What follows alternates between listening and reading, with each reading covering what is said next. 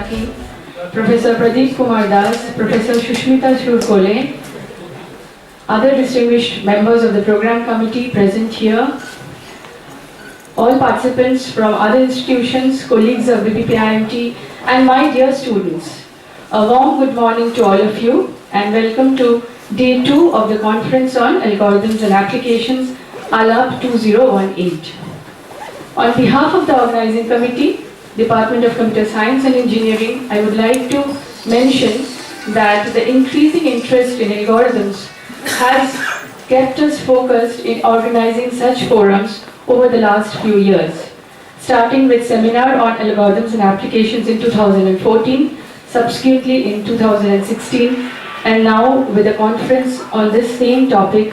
We have indeed been blessed with tremendous eminent academicians and industry experts mentoring us throughout the journey.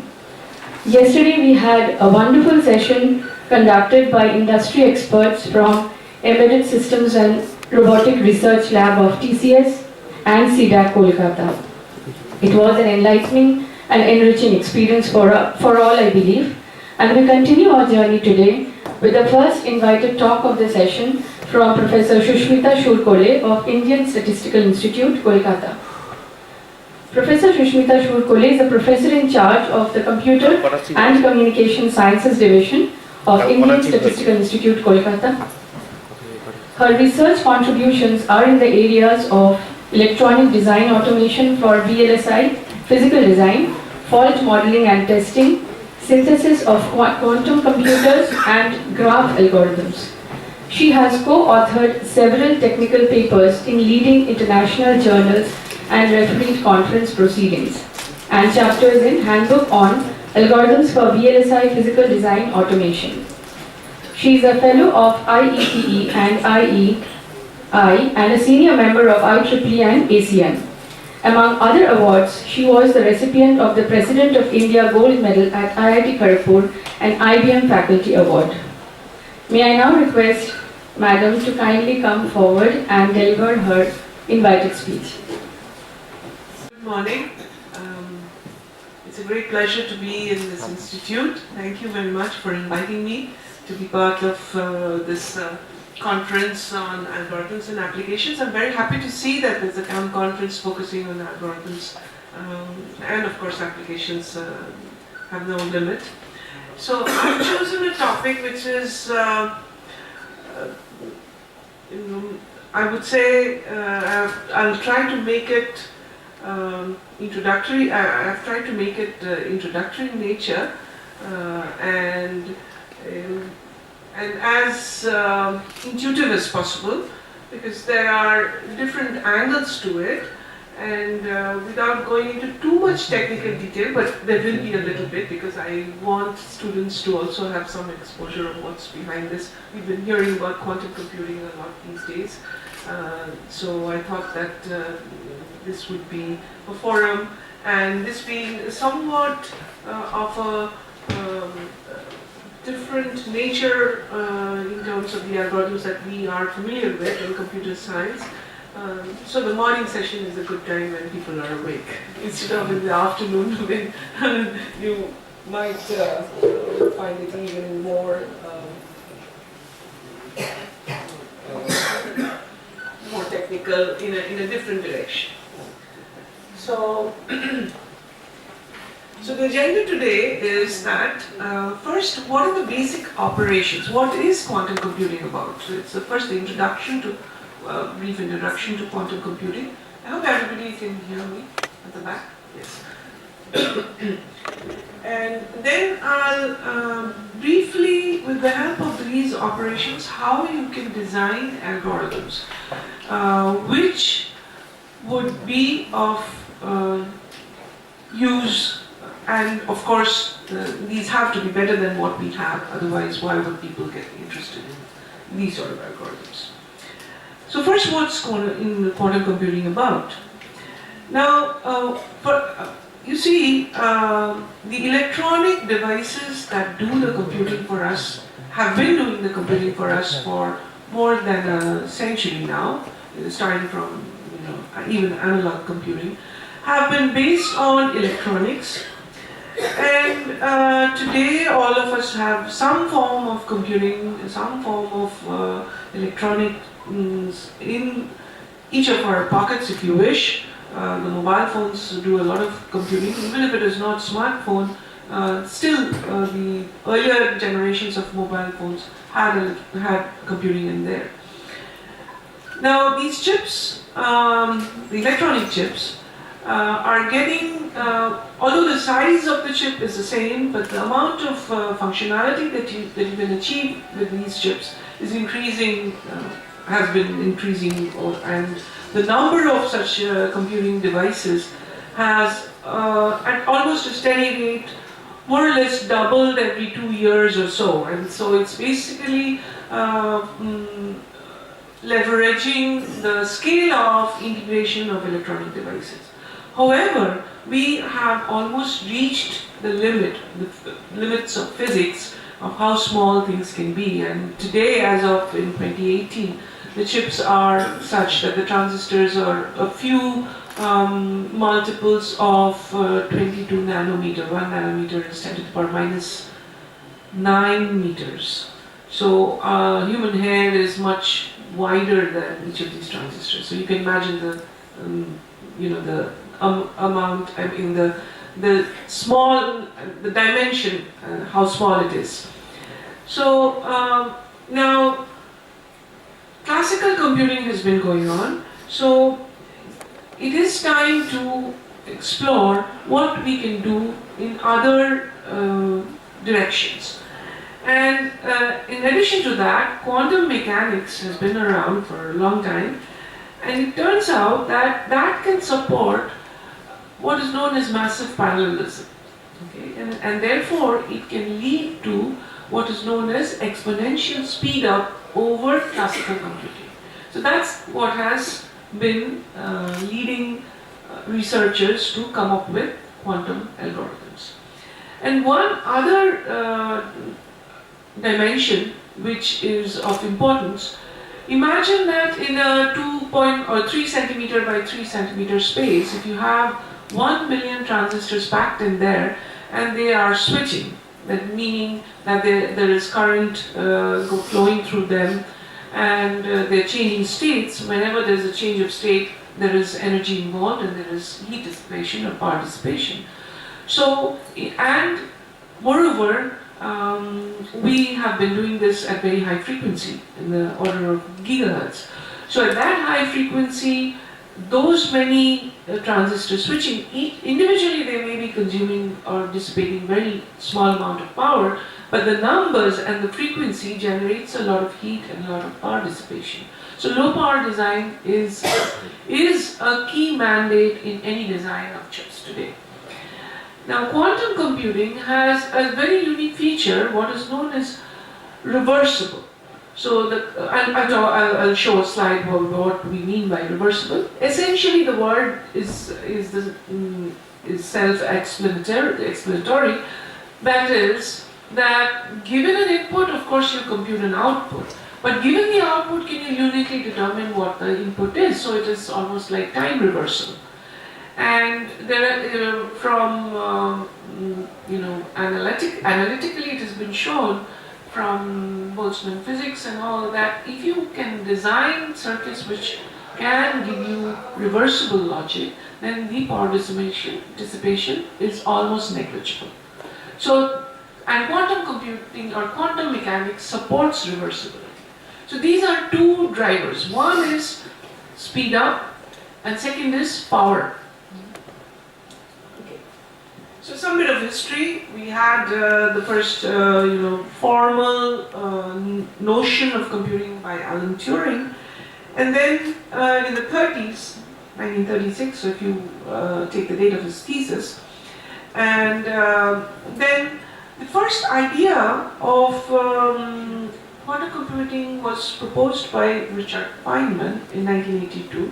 I was fortunate to be in that lecture at MIT then. And he just brought it up in the sense that a lot of the computing on those days that was done was not enough to simulate quantum physical or quantum chemistry problems, because that required a large amount of compute power. And he mentioned something to the effect that there's a lot of room in the bottom and that should be explored, in the sense that make use of quantum mechanics to do the computing to simulate quantum mechanics. So that was in 1982, and the first result that came about was from David Deutsch in Oxford, where he looked at and proposed quantum circuits and one first quantum algorithm per se, and I'll give you a brief snapshot in a few slides to just demonstrate what kind of power, but it was more like a toy problem if you can think of it as that. And then the world woke up a few years later in 1997 when Peter Shor at MIT showed that you see, you can multiply two integers very quickly. The algorithms to multiply is very simple. But given an integer, to find the factors, that is the inverse process, is not simple in terms of the number of time steps required. And even today, in classical computing, factorization, as it is known, is a difficult problem, computationally expensive problem in terms of time particularly. And moreover, a lot of cryptography, starting from RSA, actually banks on that fact that it's easy to multiply but hard to factorize. Now Peter Shor showed that with quantum algorithm you can actually factorize in polynomial time, which is a super exponential speed up over the classical factorization algorithm. And that's when, and so all of the cryptographers were at stake thinking that cryptography is going to fail. And so many theoretical computer scientists then started focusing on developing quantum algorithms to find out what other problems can we solve much faster, in the sense having more than polynomial speed up in solving them. There are still lots of computational problems for which as of today, right now, no known polynomial time algorithms exist. So the this is a bit out of focus. If I can we focus this? Yeah, still a little bit more.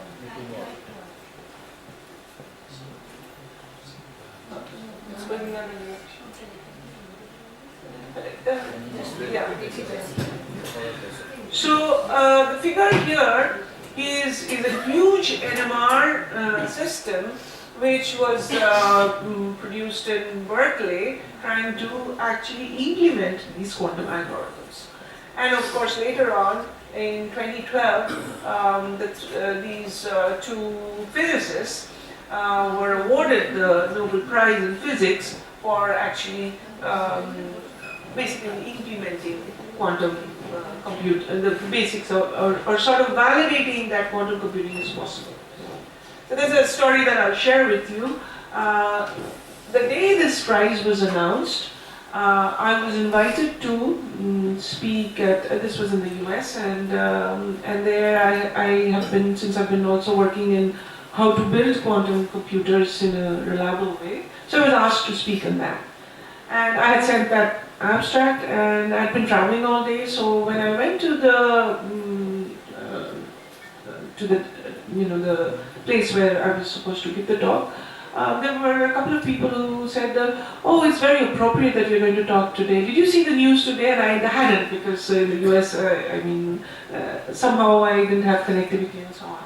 And then I got to know that that was the day on which the Nobel Prize for Physics was announced, and these two, this was on the day that this prize was announced, and it was for quantum computing.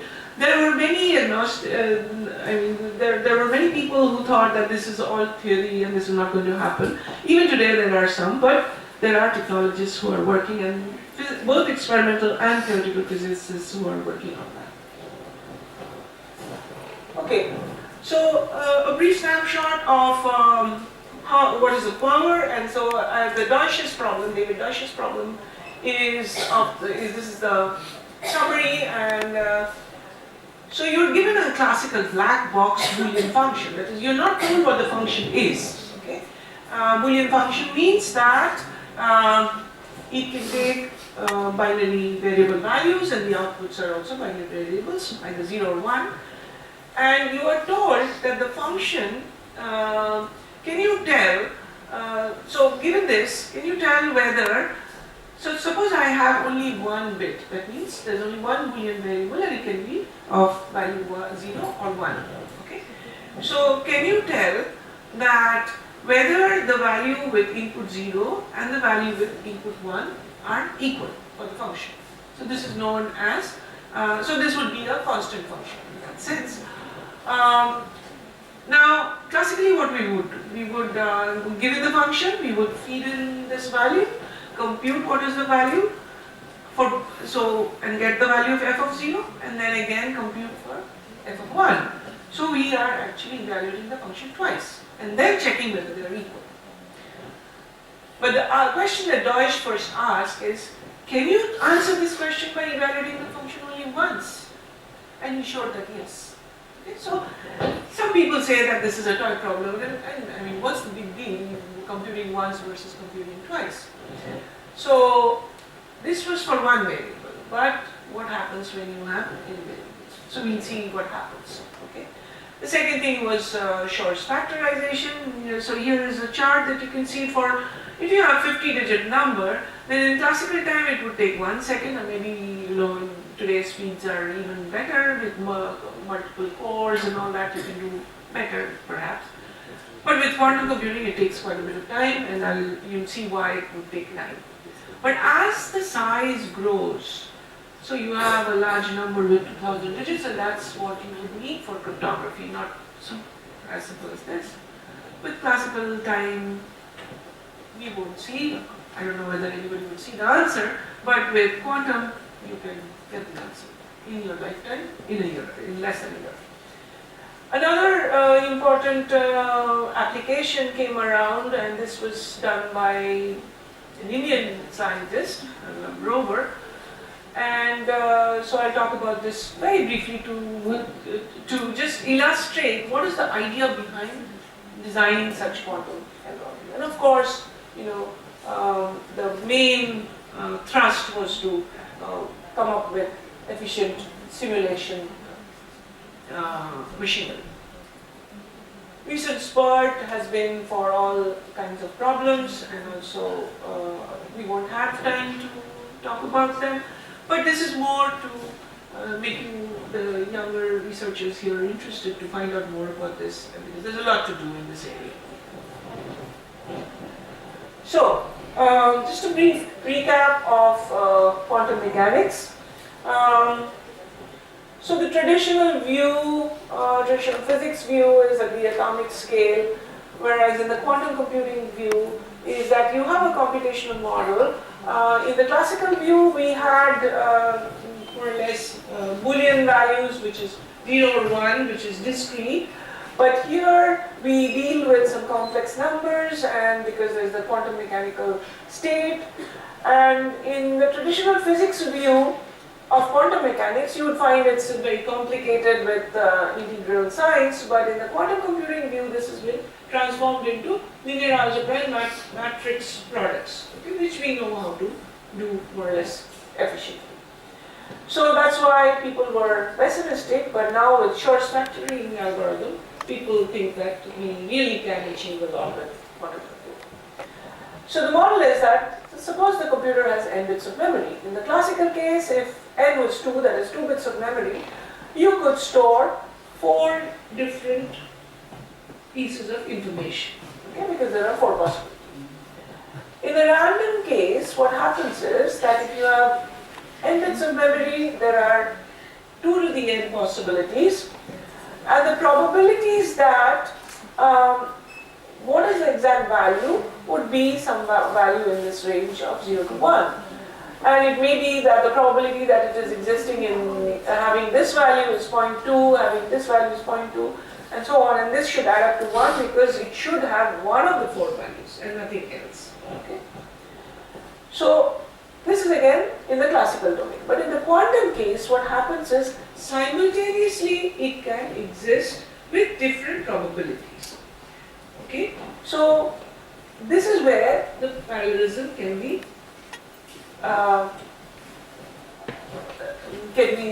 exploited. Instead of, so if you have 2 to the n possibilities, if you want to evaluate a Boolean variable of n variables, you would have to actually compute the function for 2 to the n times. But here you can do that in one shot, okay, because it can exist in all the 2 to the n states. Here there are 2 to the n states here, there are 2 to the n states here. There's no difference about that. But here at one point of time, exactly one of the 2 to the n is possible. But here all 2 to the n in parallel is possible. That is the major difference, with of course some probability associated. And so what happens is at the end of the computation with all the 2 to the n, when your algorithm is designed in such a way that when you finally do the measurement in the classical domain, the value corresponding to the state, the state corresponding to the correct output value would have the highest probability, and therefore when you measure, that is the state in which you will find. So the purpose of designing the algorithm is to start with the input states and process them iteratively so that the correct value, the state corresponding to the correct output value has the highest probability, and therefore when you measure you get the correct output value. Okay? So the basic unit of information, instead of bit, it's called a qubit. And how do you implement a basic unit of information? These are basically physical implements. It could be the spin state of an electron, it could be the polarization state of a photon, because the spin state could be up or down, so depending on that it would be 0 state or 1 state. And if it is somewhere in between, so that means it's a combination of both simultaneously. Similarly for photon. And the notation is as follows, it's known as the Keck notation. So the 0 state could be the up direction and the 1 state could be the down direction for the electron and so on. Now comes instead of the integrals, now comes the nice discrete matrix notation. So the 0 state is often, conventionally in quantum computing is denoted by this vector, 1 and 0. And so the first column, in the column vector, the first row corresponds to the fact that whether the probability for it being in the 0 state. So if it is a 0 state, of course the 1 is here, and this corresponds to 1 state, so therefore it is 1 over here for 1 state. Now it could be somewhere in between, so then you will have less than 1 value here, less than 1 value here, but because it's a probability, you take the square and add the amplitude, so the square of it is proportional. So this comes from quantum mechanics, should add up to 1. Okay? So for example, if you have a 2-qubit system, you would have, you could have something like this. Okay, so these are the 4 states with these probabilities. You could even have complex values as amplitudes, and then the probability that you get, if you add up, you would find that it comes to 1. Okay, so now the state when you measure will collapse. Although internally it might be in a number of states simultaneously, but a measurement is an interaction with the environment outside, so it would collapse to one of the values. So that's what I was mentioning. So these are the 4 possible states are there, but one of them has 0 probability, and the remaining 3, one has probability half, the 0 state has probability half because it's square of this, 1 0 has probability 1/4, 1 1 has probability 1/4, they add up to 1, and the 0 1 state has 0 probability. So you can have different combinations. Okay. Now the matrix happens to be, from physics you can show that it is what is known as a unitary matrix. Okay. And so therefore multiplication and all that holds. So what is unitary matrix? Quickly. So if you have a matrix U, remember the conjugate, which is basically the complex conjugate, whenever you have a complex number, you take the negative of it, and that is multiplied by the imaginary number I, whatever you get is the complex conjugate. So if this is the matrix U, its complex conjugate would be, you multiply by I these values, and so you take the real values remain as it is, and this is what you get as the complex conjugate. And then you take the transpose. Remember, transpose of a matrix, you actually swap between Aij, the entry in the jth column of ith row goes to the entry in the jth row of the ith columns. Okay, so this is what you get. Now, if a matrix is the original matrix was unitary, then for any unitary matrix, if you multiply the original matrix with its complex, its conjugate transpose, you will always get the identity transpose, identity matrix. That is the probability property of unitary matrices, which holds for quantum computing, and this is actually the key for reversibility also. Okay. So suppose I have. So what are the? So therefore, any operation that I will talk of in quantum algorithm will be represented as a unitary matrix, and then the state is represented as a vector. So if you are applying an operation on a state, that is the input would be a state, then you would get another vector which is the output state.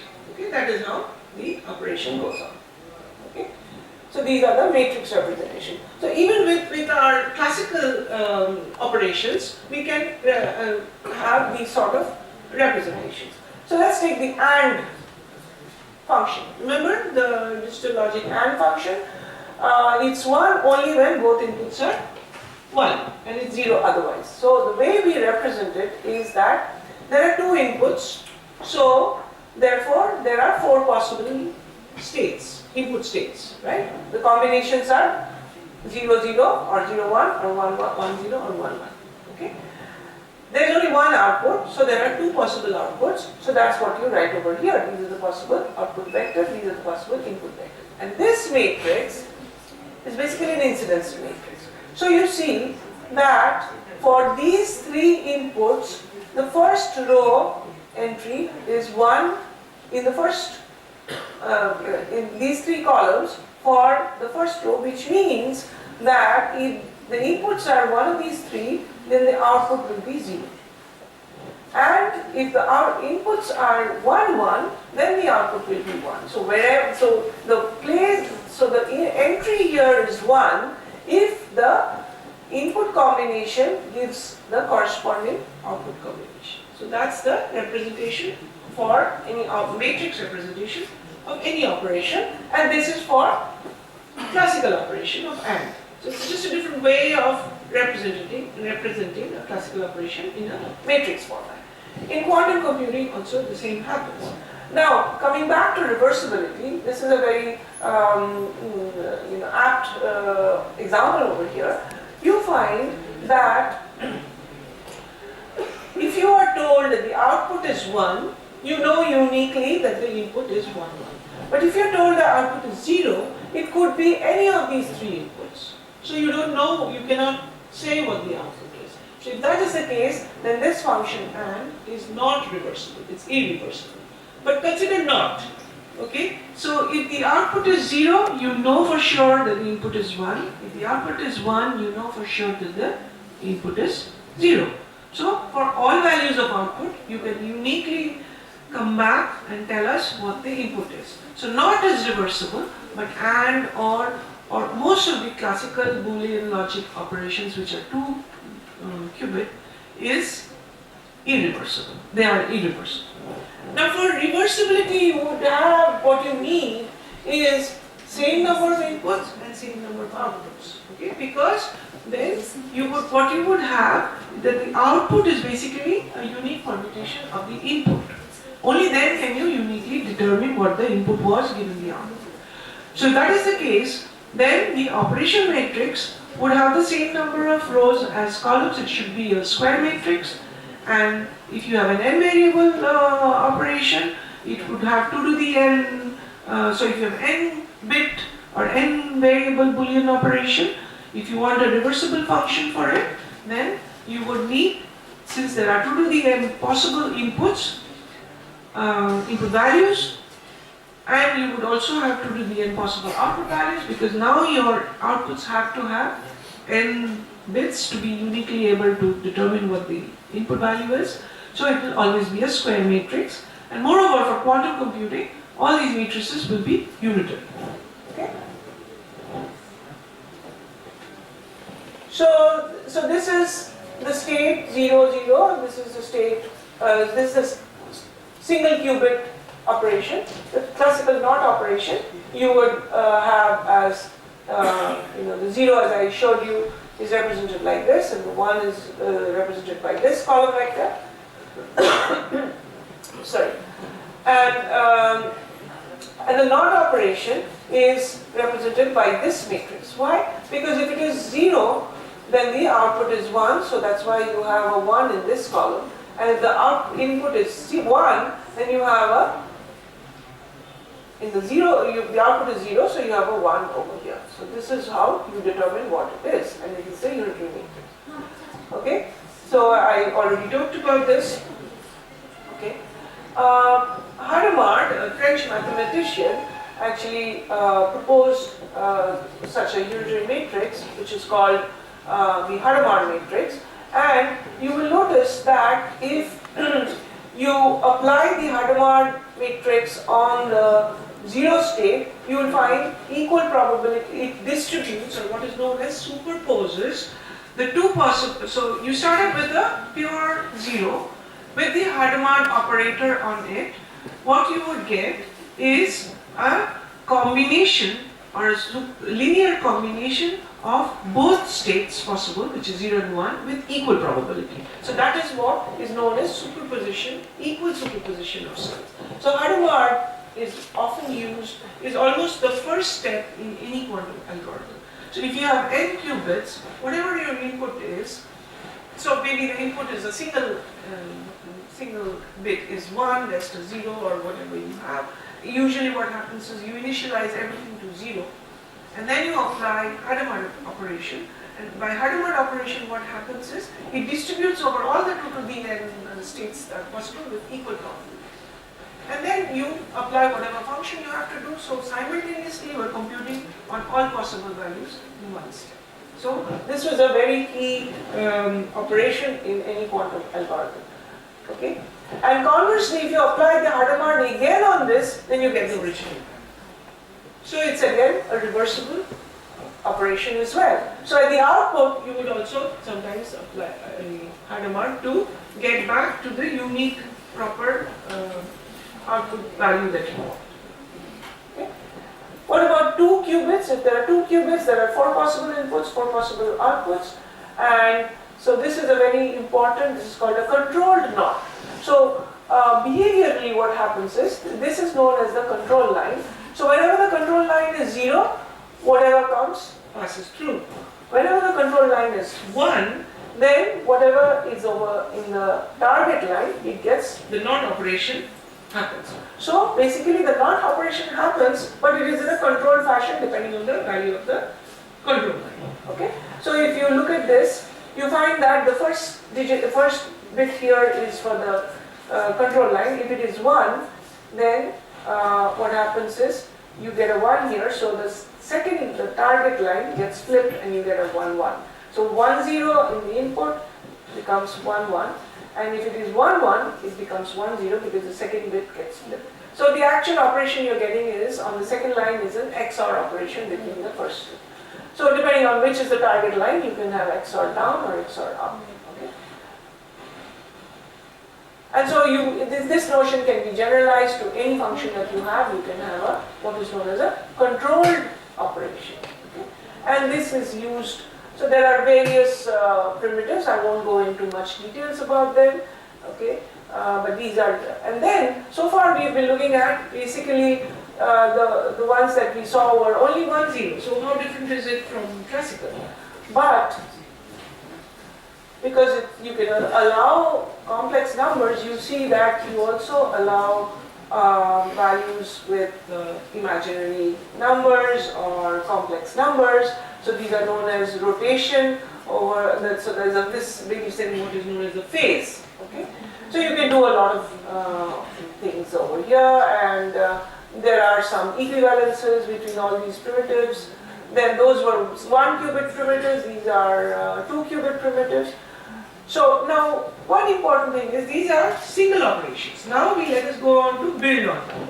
So suppose I have one operation here and another operation here, then the total operation that you get, so for this input, first you apply the matrix corresponding to this operator, you get a column vector for the next state, and then again you apply the unitary matrix corresponding to this operation, and then that's what you get. So essentially what you're having is the matrix product of the operator of this product, the matrix corresponding to this operator, times the matrix corresponding to this operator. That is how you will evaluate.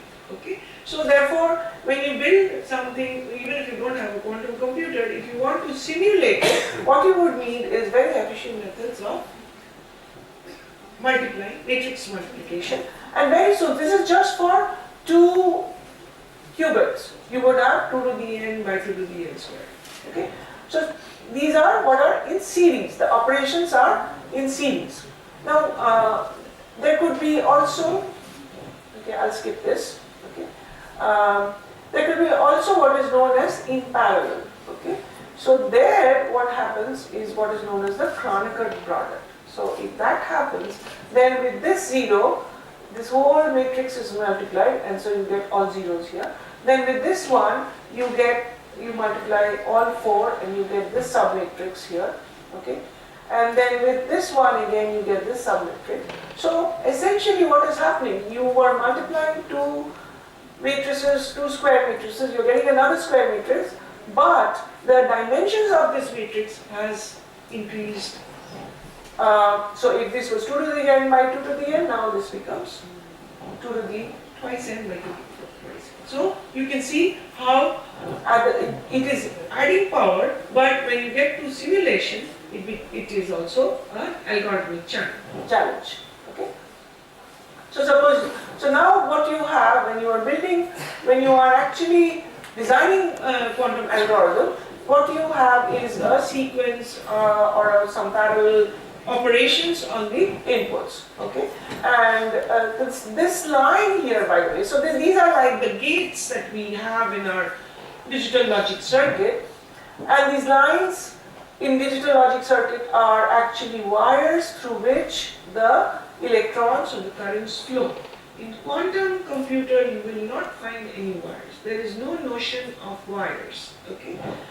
So what are these lines? This is actually, if this is the input side and that's the output side. So this denotes the time, and you don't physically have gates. You have so in classical computing, what you have electrons going through gates, changing the state of the current value or the voltage value, and then feeding to another gate. So there is a physical thing which is moving. The state is with the gate itself. Okay. Here the state is with the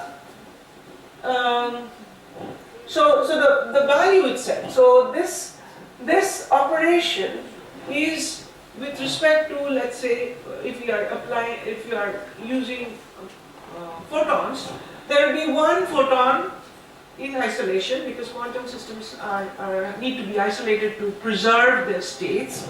So this would be one photon, this would be another photon. Okay, and to have the effect of this NOT operation, you would apply some fields externally to change the state of that photon to get what you get over here. And then when you have this, you would apply a different combination of fields to get the effect of this. So it's the same photon in isolation. So if you have n qubits, you will have n photons, and depending on which two or which few qubits are being operated on by a particular type of operation, so for each operation you have a certain field setting that you apply. Okay, so therefore here there is no current flowing, it's just that the state keeps changing. So this is not a wire through which current flows, but this is the schematic denotation of quantum circuit corresponding to some computation that you want to do. Okay, I'll just skip all this. One thing that, so there is this notion of separable qubits when you can actually have one state expressed as in parallel, but then there is also another notion which is non-separable, and this also gives a lot of power and it is used very often. Okay, so these are local operations. So given a yes/no problem, what you do is apply these local operations and then measure the first qubit. Okay, bounded quantum probabilistic model are the classes of problems which can be solved with a quantum computer, but this doesn't solve all the NP-complete problems or so. Okay. Now for the algorithms, as I said, the Deutsch proposed that algorithm that given a function, can you say whether f of 0 is equal to f of 1?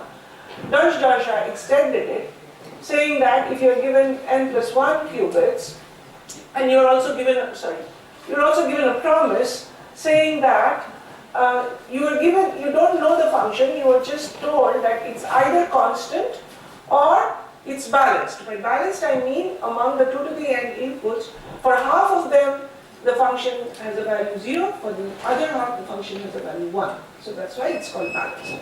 Now in classically what would you have to do? The question that you want to answer is the given black box function a constant function or a balanced function?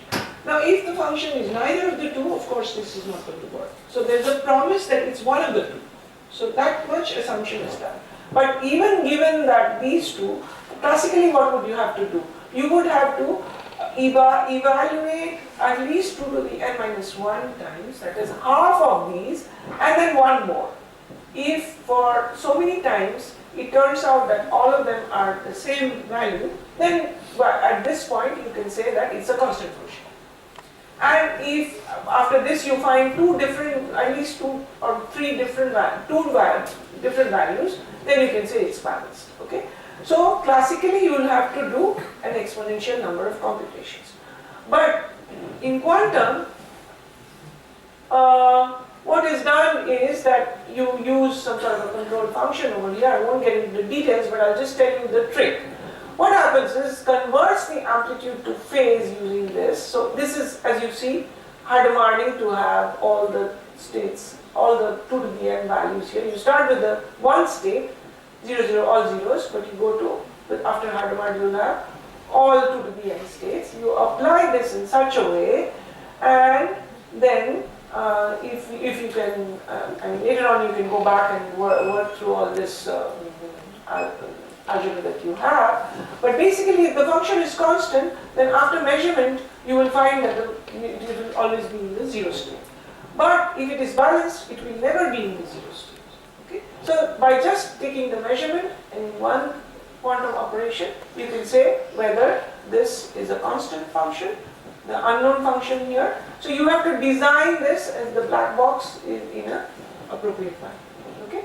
So that gives you, shows you that you can have exponential from 2 to the n minus 1 computations you can do with only one computation. So you are doing much fewer computations. Okay? So in the interest of time, these were the two scientists and then the two. So the classical complexity was this, whereas the bounded error classical complexity. Why bounded error? Because there may be an error in measurement, so you will have to repeat that a few times. Okay, so that's the first algorithm which came around. Now the most popular algorithm, Shor's algorithm. So suppose you have this very large number. Okay, so many digits. I mean, it's not 5 digits, 5 integers. It's actually one continuous integer. Okay, with so many digits. And it turns out that it is actually it's not a prime number, it's a product of these two. So the best classical algorithm takes so much time, whereas Shor's quantum algorithm takes 1 minute. And what is the trick? So Shor made use of what is known as the very important result in number theory. That is that if you have, so these are all integers. Okay, so if you have this function, this is the modulo n function. Okay, remember So suppose, let me illustrate quickly with an example because I'm running out of time. So suppose x is 7 and the number n which you want to factorize is taken as the modulo. So you choose a number x which is any number that you want, and you start raising it to various powers, integer powers. So 7 to the power 0 modulo 15, so this is 7 modulo 15, okay. This is 1. Why? Why 7 modulo 15 is 1? Because 17 plus 3 is 1. Yes, exactly. And 7 to the power 1 modulo 15 is 7. 7 square modulo 15, 49 modulo 15, again is 45 plus 4. 45 is a multiple of 15, so that's 4. And then when you get to 7 to the power 4, you find that's 1 again. So the important thing is that this function is a periodic function. So that's what Shor made use of. Okay? So the idea is like this. Suppose I want to factorize, this is a very small integer, but I just want to illustrate with this, that if you have a very, so what you have is, this is your n, choose some value x.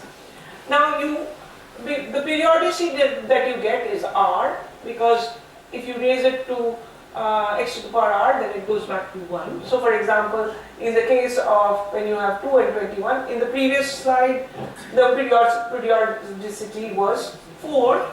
In this case, the periodicity you find is 6.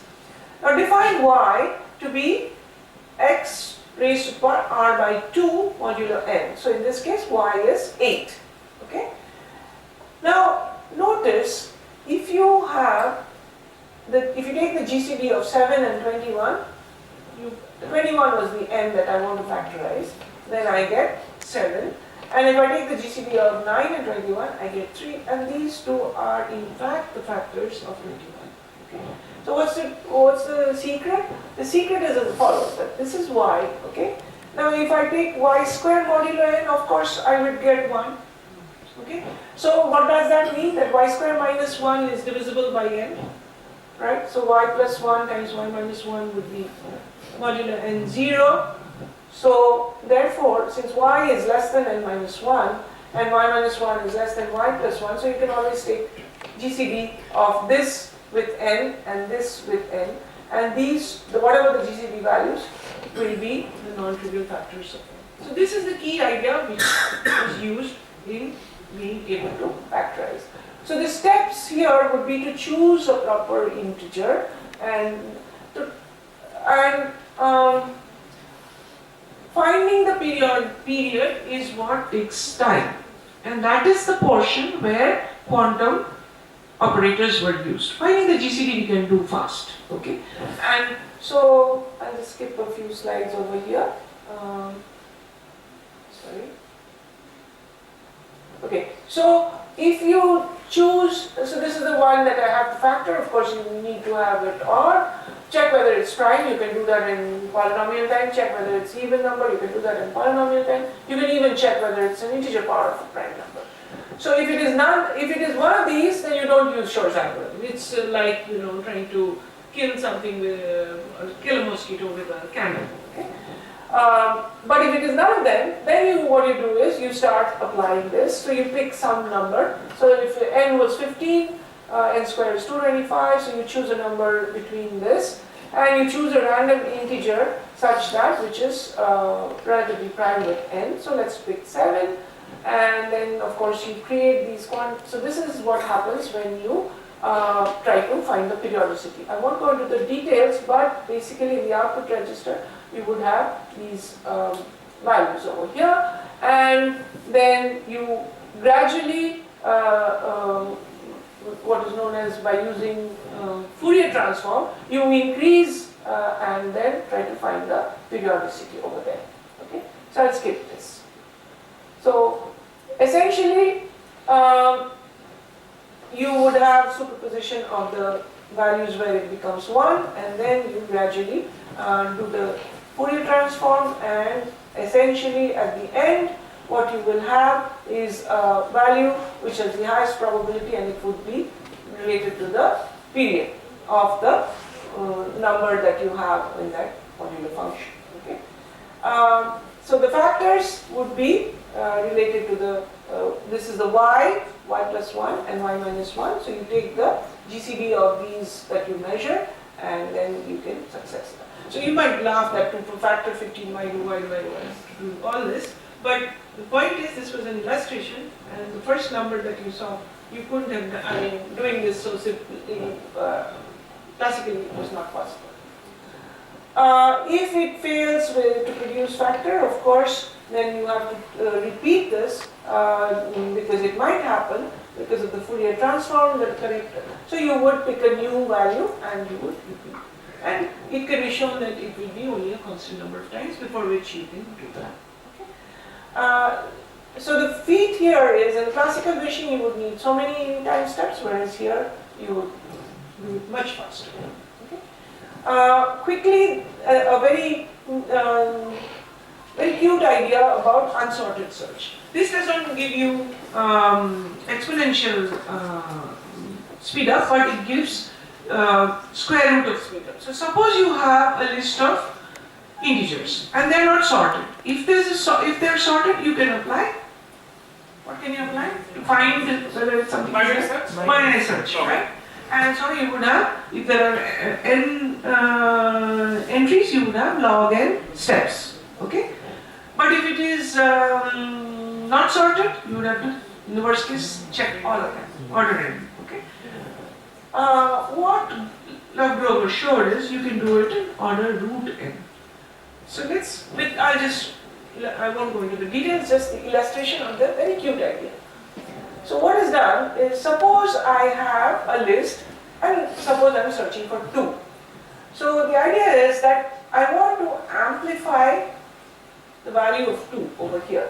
Okay. Maybe I'll go to the next one. Yeah. So suppose these are indices and I want to find the entry, search for some entry which is an index 2.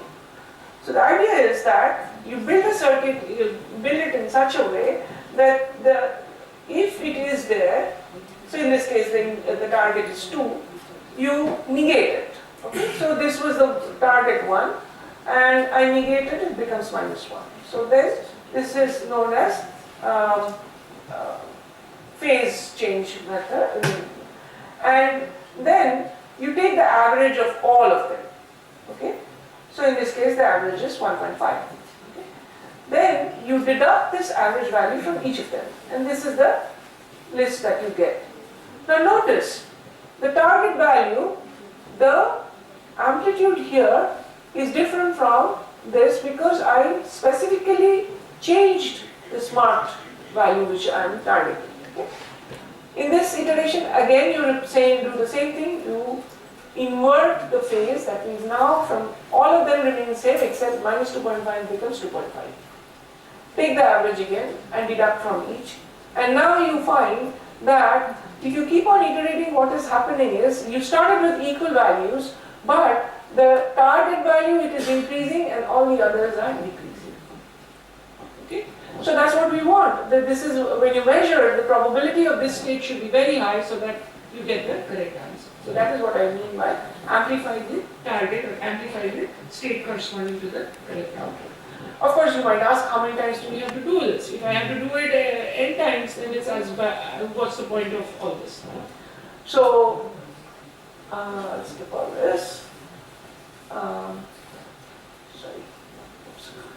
You can actually do this in root n times. Okay, so if there are n elements, you can give the correct answer in square root of n times. Not exponential, but a considerable improvement. Okay?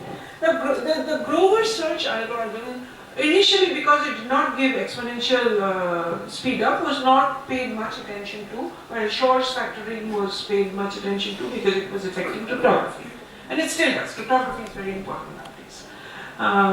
But search algorithm was important for theoretical computer scientists because many of the NP-complete problems, okay, are essentially search algorithms because you are searching for the correct input to say that to solve the decision problem. Okay? So with the help of this, there are some problems which you can speed up. Okay? So this is all about the flavor of how to do the algorithm design. But now to conclude, building quantum computers and to actually realize quantum computing, you need theoreticians, physicists, to build the theory for the systems like photons or superconductors or ion traps, and also to the experimental physicists to actually check whether the theory works. You need theoretical computer scientists to design these algorithms in terms of this sort of models, and you need synthesis methodologies to build large such algorithms and to realize them with whatever technology. So my group at ISI, there's a small group which actually focuses on this part, and the present scenario is that many of the big companies are investing a lot of money. Intel, Microsoft, Google, they are actually working on quantum, have been starting to work on quantum computing to realize large size quantum computers. So the latest here, in fact, the other direction is that quantum communication, and there's an idea of teleportation that without actually physically sending the electron from one end to the other through some kind of optical fiber or through satellite transmission and so on, which has a delay. Quantum teleportation is a much faster way of doing it, and those of you who have found some interest in this area, I would recommend that you read about. So it's a very unique difference again between classical and quantum. And very recently IBM has announced, so 20 qubits means 2 to the 20 states you can use, which gives a lot of quantum computing power. Okay. Now we want to use quantum computer for things that we can do classically fast. We will use quantum computers only for those things which we cannot do classically fast enough. Okay. So we have to keep that in mind and design. So these are some of the earlier ones. This is the LMR, huge things. But now things have, again, it's become slightly defocused. So the people are getting into, again, solid state quantum chips, okay, some connections over here. This is quantum switches, and this is based on superconductor. So this is a special technology where they claimed it was a 128 qubit chip, but it has some restrictions. So, and as I said before, so these are the polynomially solvable problems. These are the ones which you can solve in polynomial time using quantum computer, but not all difficult problems can be solved. So therefore, my parting remarks would be that there are advantages because it gives significant speed up to a number of problems, but we still have to, and it seems that the disadvantages are to construct those black boxes that I showed, which does things at one step. These are known as oracles. The UF, the control functions out there, and how do you start with the building or initializing, and the implementation of the operators, which is the technology. And last but not the least, that we want reliability. These states have to be kept in isolation. If there is any noise, then the state gets corrupted, so the value gets corrupted. So the computation that you do is error prone. So, and the decoherence, that is corruption of the state, is a few milliseconds, sometimes in a few nanoseconds, depending on the technology. So we need what are known as error correcting codes. Okay, so we want to progress towards more reliable and scalable systems, and of course cryptography and communications are very promising, so that's why people are striving to find algorithms using this model. Okay, and there are the physical technology actually emphasizes or rather constrains how to realize them or how to design the algorithms. So there are various future directions, and even multi-valued, that instead of Boolean you could have 3-valued, 4-valued systems where the system's number of qubits becomes smaller, but the computation or realization, the technology behind it is a little bit more complex. Okay, so I'd like to end with this. Okay. So we also need some kind of an operating system. Okay? And there's the famous, shutting his cat, is it dead or alive? So this kind of a thing might happen, but no, of course, it's more of a cartoon. Okay. I'll be happy to answer any questions. Thank you so much, ma'am, for your wonderful lecture on the topic. I think it's extremely relevant, opening up a plethora of possibilities, and yet quantum mechanics or computer computing is something which we really don't understand much. So it's nice if some of our students and researchers present over here can move forward in that direction. So may I now request our principal ma'am to please come forward and felicitate Professor Susmita Sur Kolay with a small token of appreciation from our end. We are thankful to you, ma'am, for enlightening us and being with us here